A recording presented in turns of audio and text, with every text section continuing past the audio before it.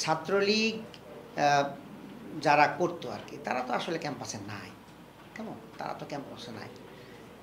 এখন এদের কিছু সমর্থক থাকতে পারে, কারণ সবাই তো আর পালায় যায় নাই। যারা সক্রিয়ভাবে করেছে এবং বিভিন্ন অন্যায় অপকর্ম করেছে, যারা গুলি করেছে, যারা টর্চার ছেলের সাথে জড়িত ছিল, সেই সকল ছাত্রলীগ কেউই নাই। সাধারণ যারা ছাত্রলীগের ছিল তারা আছেন, তাদের আদর্শ অনুযায়ী তারা ভূমিকা রেখেছেন। তারা যে শিবিরে ভোট দিয়েছেন তার কী প্রমাণ আছে?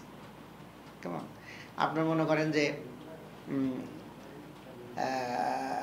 মেঘ মল্লার বসু, সে তো অনেক ভোট পেয়েছে, ঠিক আছে না? তারপরে আপনার হলো ওমামা, সেও তো অনেক ভোট পেয়েছে। তাহলে এই ভোটগুলো কারা দিল? ঠিক আছে না? আমার মনে হয় যে ওনারা একটা সহজ সুন্দর জিনিসগুলোকে গ্রহণ করতে পারছেন না, এবং এই জন্যই তারা চাচ্ছে যে কোনো সংস্কার ছাড়া যেন তেন নির্বাচন হয়ে যাক, ওনারা ক্ষমতায় চলে আসবে। আমরা বলছি যে পিআর ছাড়া ইলেকশন হওয়াটা অসম্ভব, কারণ এইভাবে তারা ক্যাম্পাসের ভিতরে এত পুলিশি প্রোটেকশনের মধ্যেও তারা মব সৃষ্টি করেছে। বিভিন্ন মেয়েদের হলগুলোতে তারা ধাক্কাধাক্কি করেছেন এবং ভয়ভীতি দেখানোর চেষ্টা করেছেন যাতে ভোট যাতে কম পড়ে।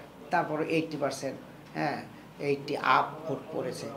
তো অনেকেই বলছেন যে যদি ডাকসুতেও যদি পিআর থাকতো তাহলে হয়তো বা সেই সুবাদে, এখন তো একবারে শূন্য হাতে গেল ছাত্রদল, তখন দেখা যেত যে এখানে একটা অংশ হয়তো বা 4-5টা সদস্য পেয়ে যেত। আপনার কাছে কি মনে হয়? না, এটা তো হতো, এবং আমরা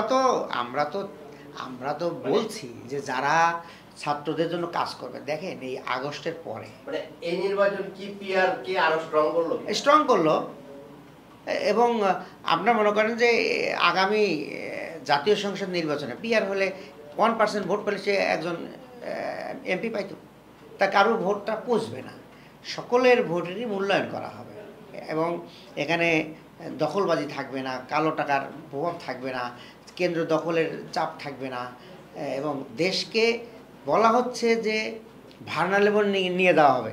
কিন্তু আমার কথা এবং আমার দলের কথা সেটা হলো যে এই মুহূর্তে দেশকে অস্থিতিশীল করা, হানাহানি কাটাকাটি রক্তাক্ত করে নির্বাচন করা, নাকি ভার্নারেবল পার্লামেন্ট, কোনটা?